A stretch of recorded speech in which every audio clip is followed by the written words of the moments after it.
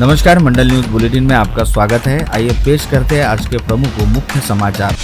शिवसेना उबाड़ा के विधानसभा के दावेदारों ने आज दोपहर मुंबई से पधारे पश्चिम विदर्भ संपर्क प्रमुख तथा सांसद अरविंद सावंत एवं संपर्क प्रमुख सुधीर सूर्यवंशी के सामने साक्षात्कार दिए। बडनेरा क्षेत्र से सर्वाधिक इच्छुक होने की जानकारी देते हुए पार्टी सूत्रों ने बताया कि सभी 8 निर्वाचन क्षेत्र से 33 से अधिक दावेदारों ने पार्टी टिकट पर विधानसभा चुनाव लड़ने की तैयारी दर्शाई है। शिवसेना के इन साक्षात्कारों के कारण जिला मध्यवर्ती बैंक परिसर आज दोपहर चुनावी केंद्र समान लगा। बैंक के सभागार में शिवसैनिकों के चुनावी इंटरव्यू नेताओं ने लिए।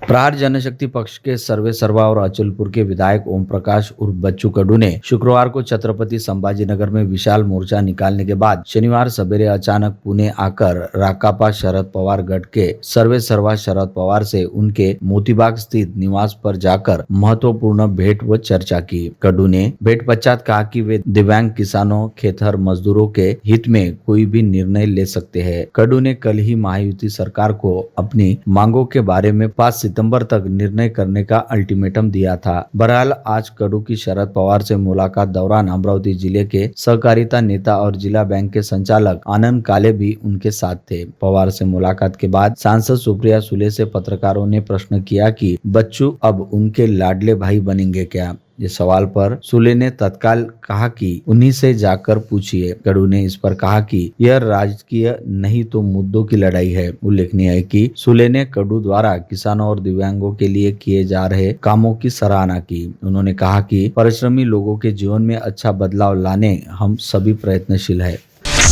शिवसेना उबाड़ा के सांसद और पश्चिम विदर्भ संपर्क प्रमुख अरविंद सावंत ने आज जिले की सभी विधानसभा सीटों पर चुनावी तैयारी संदर्भ में पदाधिकारियों से महत्वपूर्ण विचार विमर्श किया। सावंत आज सवेरे अमरावती पधारे। वे शाम को मां साहब मीनाताई ठाकरे की पावन स्मृति में आयोजित स्त्री शक्ति पुरस्कार वितरण समारोह में सहभागी होंगे, जिसमें विविध क्षेत्र की महिलाओं को पुरस्कृत करने स्वयं रश्मि ठाकरे पधार रही है। समाचार लिखे जाने तक सावंत ने जिले की अमरावती, बडनेरा और मेलघाट सीटों का आकलन किया था। दिवसा क्षेत्र के पदाधिकारियों से वे चर्चा कर रहे थे। बंद कमरे में यह चर्चा हुई, जहां पार्टी के विधानसभा इच्छुकों ने भी संपर्क प्रमुख के सामने अपनी बात रखी।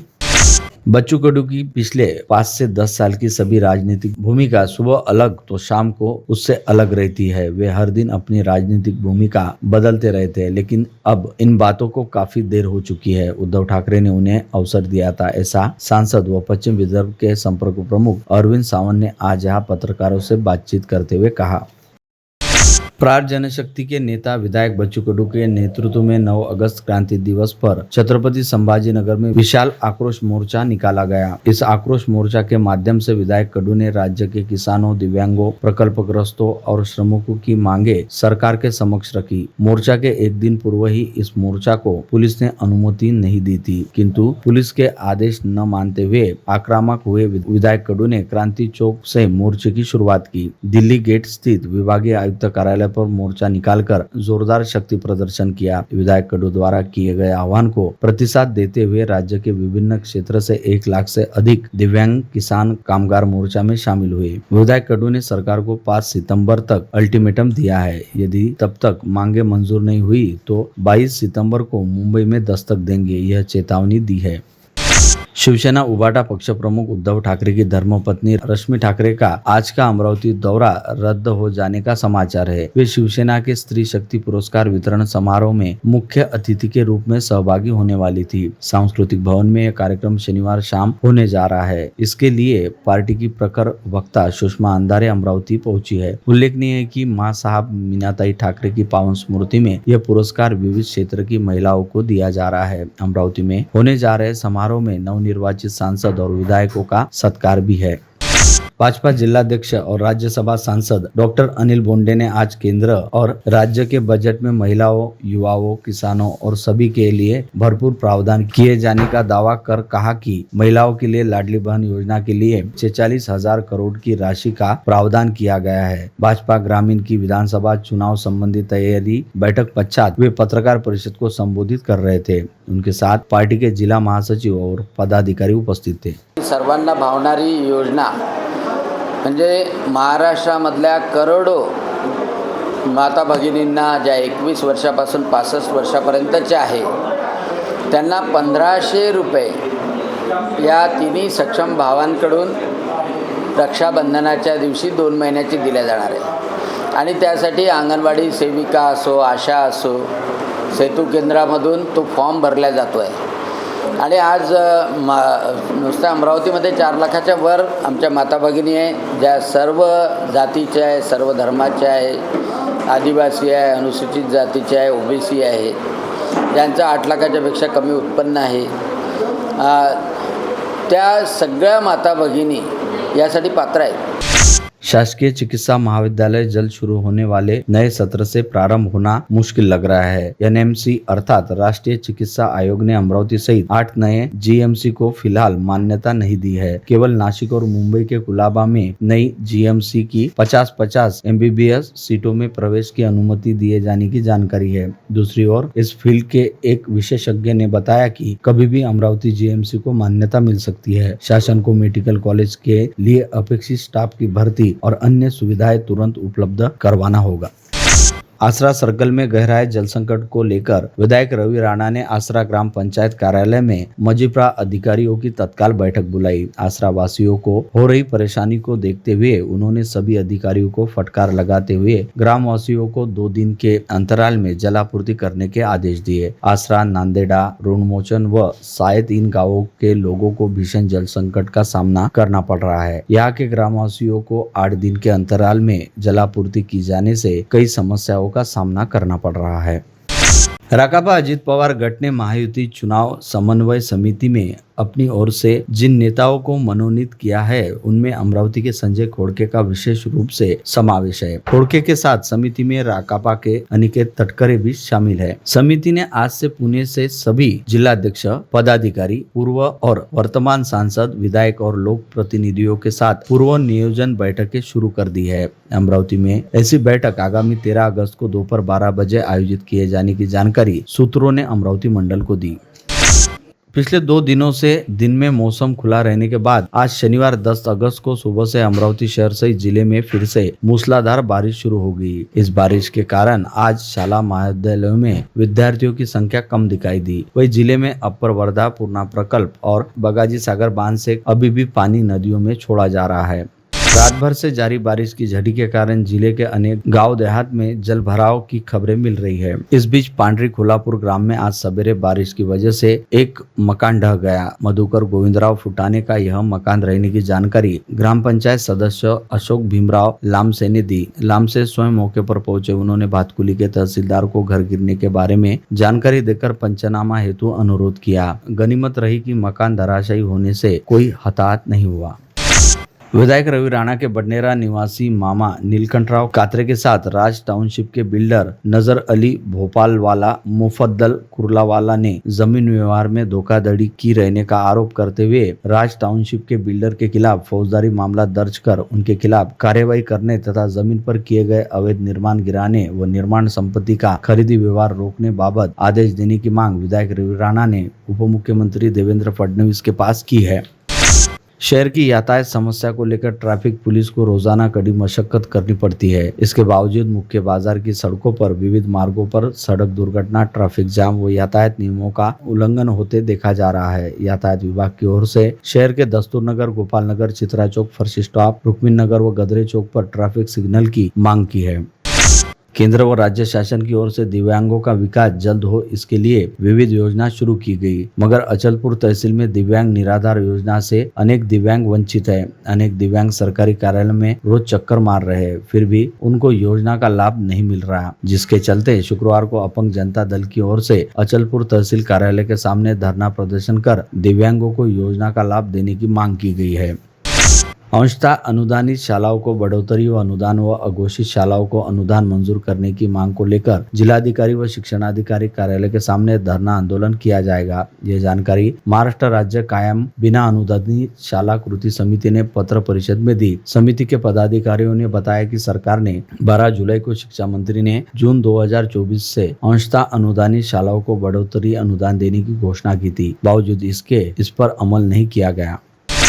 राष्ट्रवादी पार्टी के 10 जून 1999 से एकनिष्ठ रहने वाले युवा व सक्षम नेतृत्व विनेश आड़तिया को बडनेरा विधानसभा की जिम्मेदारी देने की मांग राष्ट्रवादी पार्टी शरद पवार गुट के युवा नेता सलील देशमुख से बडनेरा विधानसभा क्षेत्र के अनेक मतदाताओं ने ज्ञापन के माध्यम से की है। आदिवासी युवा क्रांति दल ने विश्व आदिवासी दिवस के उपलक्ष्य में आज मेधावी विद्यार्थियों, नवनिर्वाचित सांसद, अधिकारी व सामाजिक कार्यकर्ताओं का सत्कार समारोह और सांस्कृतिक सम्मेलन का आयोजन किया। मातोश्री विमलाबाई देशमुख सभागृह में कार्यक्रम संपन्न हुआ। कार्यक्रम की अध्यक्षता वरिष्ठ समाज सेवी हिम्मतराव उइके ने की। इस अवसर पर सत्कार मूर्ति सांसद बलवंत वानखड़े, आदिवासी विकास विभाग के अपर आयुक्त सुरेश वानखड़े, मनपा उपायुक्त माधुरी मडावी, सिटी कोतवाली के वरिष्ठ पुलिस निरीक्षक मनोहर राव कोटनाके, पुलिस उपनिरीक्षक सविता वड्डे, वरिष्ठ कोषागार अधिकारी शिल्पा पवार को सम्मानित किया गया। विधायक रवि राणा ने तहसील कार्यालय में आंगनवाड़ी सेविकाओं की उपस्थिति में मुख्यमंत्री लाडली बहन योजना का राखी बंधवाकर शुभारंभ किया। महाराष्ट्र के प्रगतिशील महायुति सरकार ने राज्य की बहनों के लिए मुख्यमंत्री मेरी लाडली बहन योजना शुरू की है। इसके तहत बडनेरा निर्वाचन क्षेत्र के विधायक समिति प्रमुख रवि राणा ने निर्वाचन क्षेत्र की सभी पात्र लाभार्थी महिलाओं को लाडली बहन योजना के मंजूर हुए लाभार्थी प्रमाण पत्र वितरण का कार्यक्रम 12 अगस्त को अमरावती के संत ज्ञानेश्वर सांस्कृतिक भवन में तथा 13 अगस्त को ग्रामीण में भातकुली के विजय मंगल कार्यालय में आयोजित किया है। इसके तहत विधायक रवि राणा ने आज अमरावती तहसील कार्यालय में तथा दोनों तहसीलदार की उपस्थिति में बैठक लेकर पात्र लाभार्थी लाडली बहनों को उनके अधिकार के 1500 मिले व इससे संबंधित उनके लाभार्थी प्रमाण पत्र उन्हें मिलने कार्यक्रम आयोजित करने संबंधी दिशा निर्देश दिए। इसके तहत आज प्राथमिक स्वरूप में सैकड़ों आंगनवाड़ी सेविका बहनों ने विधायक रवि राणा को राखी बांधकर इस योजना का लाभ प्रत्येक महिला तक पहुंचाने का आश्वासन दिया। स्थानीय बडनेरा रोड स्थित दादावाड़ी में बड़े दादा गुरुदेव की 60वीं ध्वजारोहण दिवस के उपलक्ष्य में आज शनिवार को सुबह 9:30 बजे दादा गुरुदेव का पूजन करवाया गया एवं पूजन पश्चात ध्वजारोहण भी किया गया। आज से 60 वर्ष पहले दानशूर समाज सेवी श्रीमान धनराज जी मुनोद द्वारा बडनेरा रोड स्थित दादावाड़ी में दादा गुरुदेव की मूर्ति की स्थापना की गई। तब से लेकर आज तक ताराचंद जी मुनोद परिवार द्वारा प्रतिवर्ष आज के दिन दादावाड़ी में ध्वजारोहण एवं पूजन की परंपरा निभाई जा रही है। प्रतिवर्ष मनोज कुमार ताराचंद जी मुनोद परिवार द्वारा इस कार्यक्रम का लाभ लिया जाता है। उनके परिवार द्वारा दादा गुरुदेव पूजन पश्चात मंदिर शिखर पर ध्वजा चढ़ाई जाती है। महाराष्ट्र कलचुरी जायसवाल महासभा महिला समिति की अध्यक्ष काजल जायसवाल ने अमरावती अध्यक्ष के रूप में श्वेतल नितिन बेथरिया का मनोनयन किया है। काजल जायसवाल ने बताया कि भारतीय कलचुरी जायसवाल सर्ववर्गीय महासभा के प्रभारी डॉक्टर तेजराज मेवाड़ा, सहप्रभारी अवधेश जायसवाल इंदौर, राष्ट्रीय अध्यक्ष श्रीमती सुमन राय झांसी और महासचिव श्रीमती आशा राय छिंदवाड़ा, कोषाध्यक्ष श्रीमती सुनंदा साहू ओडिशा की सहमति से प्रदेशाध्यक्ष काजल जायसवाल ने श्वेतल बेथरिया की नियुक्ति की है। बेथरिया को अमरावती अध्यक्ष बनने पर अनेकों ने बधाई और शुभकामनाएं दी है। औद्योगिक विकास क्षेत्र MIDC के E26 प्लॉट पर बने गोदाम में गुरुवार रात पकड़े गए नकली देशी दारू के कारखाने प्रकरण में पुलिस सघन जांच में जुटी है। प्रारंभिक पड़ताल में ही पुलिस को मालूम हुआ कि प्रकरण में शहर का एक बड़ा नाम लिप्त हो सकता है। उस बारे में सबूत एकत्र करने पर जांच टीम का जोर है। उधर नकली शराब बनाने के लिए स्पिरिट सप्लाई करने वालों की धरपकड़ हेतु CP रेड्डी ने अर्जेंट एक टीम भिवंडी रवाना की है। साथ ही देखा गया कि जिस कंपनी की बनावट दारू बनाई गई उसकी पैकिंग वगैरह हूबहू की गई, जिससे असली और बनावट देशी दारू पहचानने में बड़ी दिक्कत होने की जानकारी सामने आई है। उसी प्रकार आरोपियों द्वारा भूतकाल में परतवाड़ा और गाड़गेनगर थाना क्षेत्र में पकड़े गए ऐसे ही गोरख धंधे का ही कनेक्शन तो नहीं, इसका भी पता लगाने का प्रयास पुलिस कर रही है। मादक पदार्थों के खिलाफ CP नवीन चंद्र रेड्डी के कड़े रुख से शहर में 10 किलो गांजा तस्करी पकड़ी गई। 3 आरोपियों को शेख आसिफ, शेख यूनुस, समीर शेख अतीत और मोहम्मद सलीम मोहम्मद कयूम सौदागर को दबोचा गया। आरोपियों से 2 मोटरसाइकिल, 2 मोबाइल हैंडसेट ऐसा कुल 4,08,000 का माल जब्त किया गया। गाड़गेनगर थाने में आरोपियों के विरुद्ध विविध धाराओं के तहत मामला दर्ज किया है। धारनी के निकट गुलई एमपी गांव में देवर और भाभी ने पेट पर एक ही साड़ी से फांसी का फंदा लगाकर खुदकुशी कर ली। शुक्रवार को यह सनसनीखेज घटना प्रकाश में आई। गुलई गांव तापी नदी के दूसरे छोर पर रहने से इस घटना को लेकर तरह तरह की चर्चा व्याप्त है। तापी नदी के पहले छोर पर धारनी तहसील और दूसरे छोर पर मध्य प्रदेश में आने वाला गुलई गांव है। 3 दिन पूर्व खालवा थाना क्षेत्र में आने वाले गुलई गांव निवासी दिनेश काशीराम और छम्मा नामक देवर भाभी ने एक ही पेड़ पर फांसी लगाकर आत्महत्या कर ली।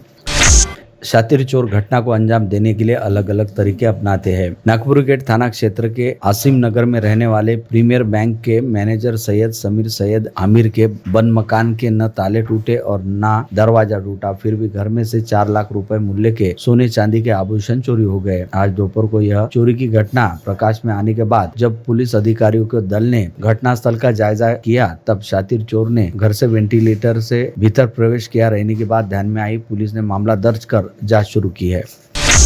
इंदौर से अमरावती आ रही निजी ट्रैवल बस के आज दोपहर 12:30 बजे के दौरान राष्ट्रीय महामार्ग 53 पर बाबुलगांव जहांगीर के पास दुर्घटनाग्रस्त हो जाने का समाचार है। हादसे में बस में सवार 20 यात्री बाल बाल बच गए। कुछ मुसाफिरी को मामूली चोट आने की जानकारी मिली है। यह भी बताया गया कि सामने चल रहे ट्रक द्वारा अचानक ब्रेक लगाने की वजह से तेज रफ्तार बस ट्रक के पिछले हिस्से से जा टकराई, जिससे बस का सामने का हिस्सा पूरी तरह चकनाचूर हो गया। अनेक यात्रियों को खरोंचोर चोटें आई। ट्रक ड्राइवर ट्रक लेकर मौके से फरार हो गया। पुलिस ने बताया कि सभी यात्री सुरक्षित है।